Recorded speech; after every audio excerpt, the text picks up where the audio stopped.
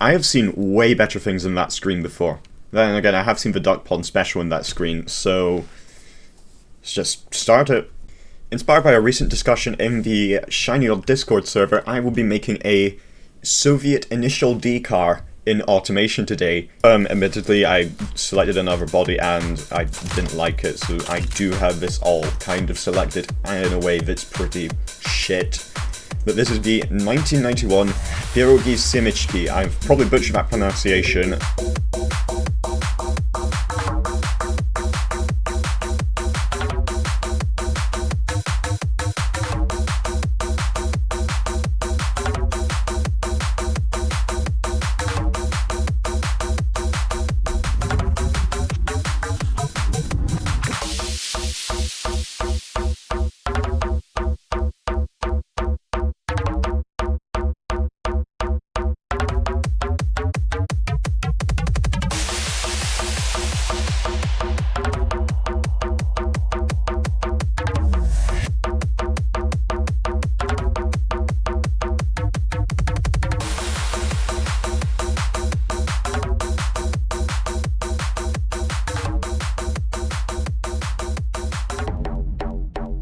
Towards the end of Initial D, the Toyota Corolla had a carbon bonnet, so that is the first thing that I am going to add.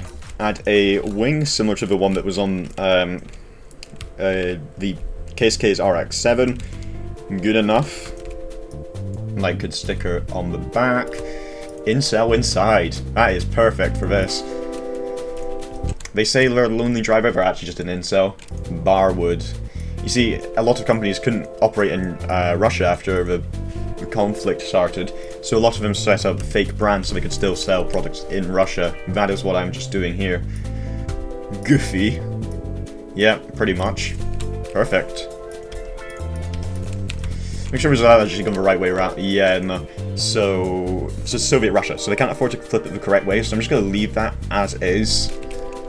What is a very Russian number? Let me think. Yep, that is Automation Brazil. Huh. Russia. Perfect. Add some hubcaps to make it look sporty. Double-decker wing. Soviet engineering at its finest. I have regrets. This is one of them. Let's keep going. Fiat to the Mac as well. Because what's a Soviet car unless it's based on the 60s Fiat? What will this car do when it exceeds 60 miles an hour? Brake. 3Dify it. Duct tape every part of the car shut because can't trust that it's going to actually stay shut when we are doing a speed above 7. Even more tape here. Also put some duct tape to make sure that also stays shut. Big grey X. That really is quite big.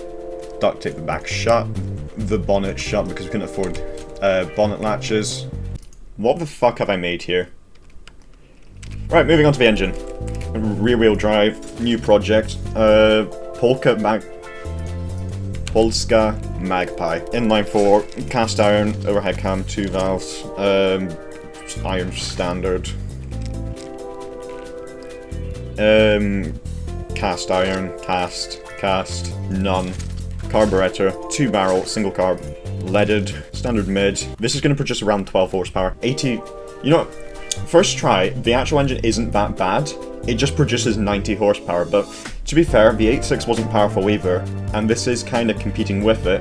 Manual, 4-speed, open differential, can't afford radials yet, so we're going to go cross-ply. Hard long life, let's make the wheels slightly bigger. Now I am going to put on, essentially, Automation's equivalent to a set of lowering springs, making the car lower than it actually should be able to go. I think we're good. Time to export it. So now that I'm in BeamNG with the Pierogi Gopnik, do a quick review on how it actually drives. It's honestly, it feels a lot quicker than the previous car I made, the Charge Dodger. Maybe it's due to actually having a lot of downforce, but this is a surprisingly normal handling car, I'd say, which is very surprising to say considering the the twin wings in the back. So, as in Soviet Russia, not all of the roads were of the best qualities. We're going to see how well this car can go off-road into the tunnel.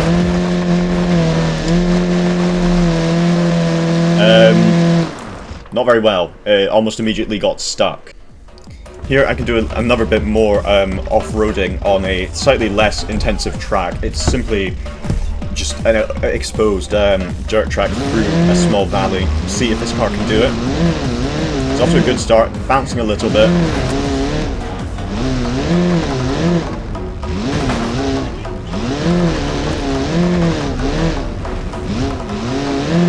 Small engine, or not very small.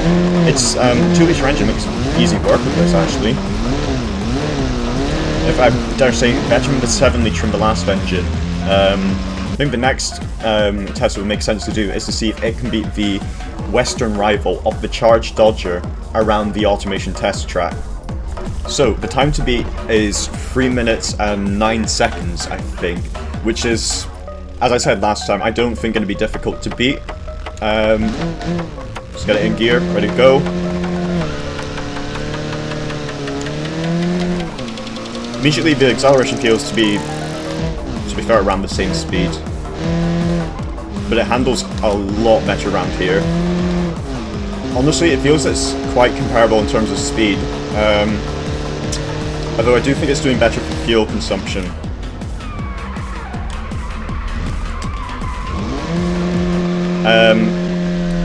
Lost control of it there. Might have to do a retake of this track in the Gopnik. The brake lockup in this car is much better than it is in the Charged Dodger, because the Charged Dodger has, I think, smaller brakes and a heavier, or higher mass. I mean, yes, it's only a 4-speed manual, but I mean, it's not very quick. I'm not really getting past 91 miles an hour.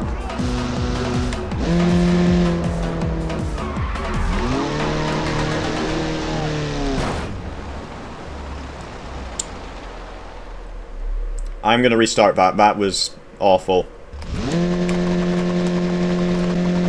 Go! Ooh, doing a burn off out. Doesn't burn out at the line.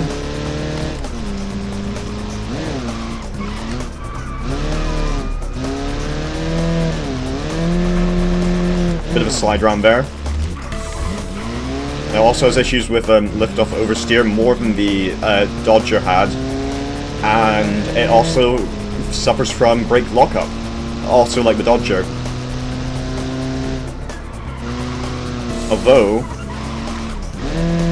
this one does feel like it's a bit more willing to slide than the Dodger did. The Dodger just didn't feel as if it could actually produce enough power to slide. Even though this has around half the amount of horsepower compared to the Dodger. Yeah, it tops off at around 9. This is actually the quickest I've got in it. It's not quick. This is the quickest I've ever got the Gopnik to go.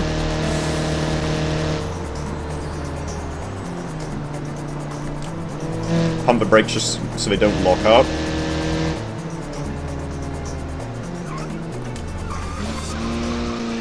I really do hope this beats the Dodger, because I do want the Soviet car to actually win against the American car, because that would just be a little bit funny to me.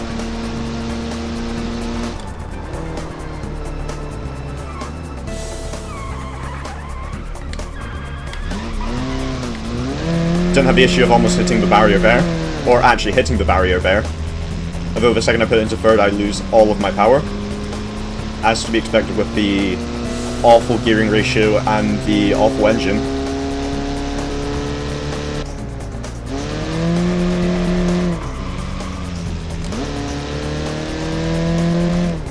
The acceleration in this is really not something to be desired.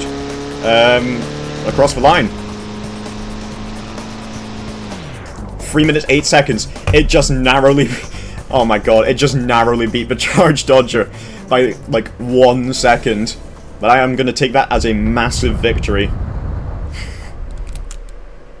As I was running as I was running short on the amount of footage I had, and because this is, of course, a car from Soviet Initial D, I decided that it is important to see how good this car is at TOUGE racing. So I am going to be doing the outbound time trial on, I don't know what this road's called.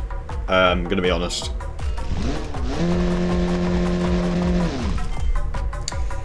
And I stalled.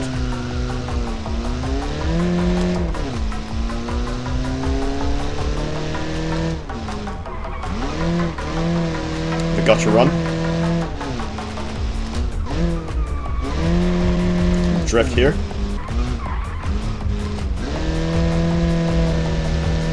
It really struggles going uphill. Also, it feels kind of like my own car though.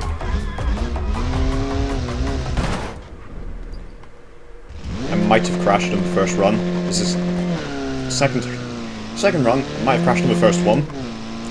The lack of a fifth gear is really noticeable, and the performance is really not something to be desired on this. Although it drives quite similar to my own car, unfortunately, as in absolutely painful on any road that isn't flat.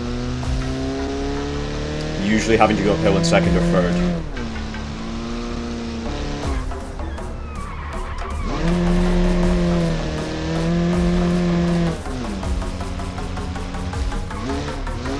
Lots of power loss there. Into a very slow uphill. Almost pushing 40 wheel speed, but to be real, probably not the actual airspeed.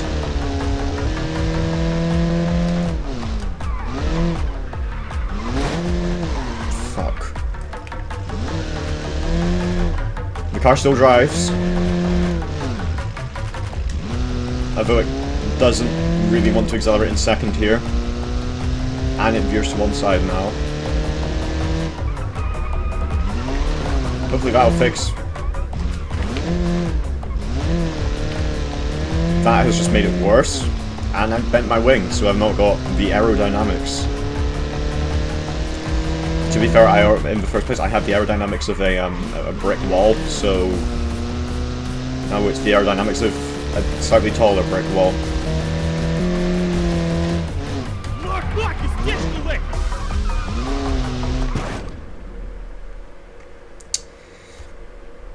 In conclusion, it's not a very good initial D car. I would recommend instead something like a second generation MX-5, because if you're in somewhere like the UK, it's probably at the same price. There is a lot to be desired with this car. So I've taken this car back to the snowy map that I had to see how well it would perform in a cold Siberian winter, you know, just to make sure that it can deliver simishki and vodka at all times of the year. And overall, it feels very slidey. This is a Soviet Initial D car in the end, so it should be able to drift, so I'd say this is a pass.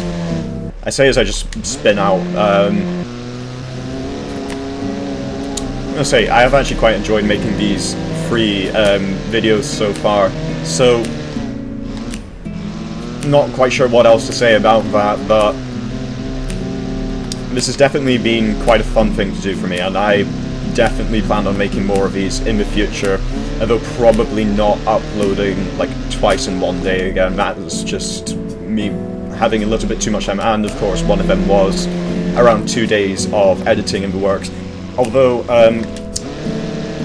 my editing time is probably going to skyrocket quite a lot. I was using the program Kdenlive for my first 2 videos, however I had endless issues making the charge dodger video in that one, so I'm probably going to look into using DaVinci Resolve, because, well, I don't have access to a premium video editing software so far, and it's free mostly, except for like GPU hardware acceleration.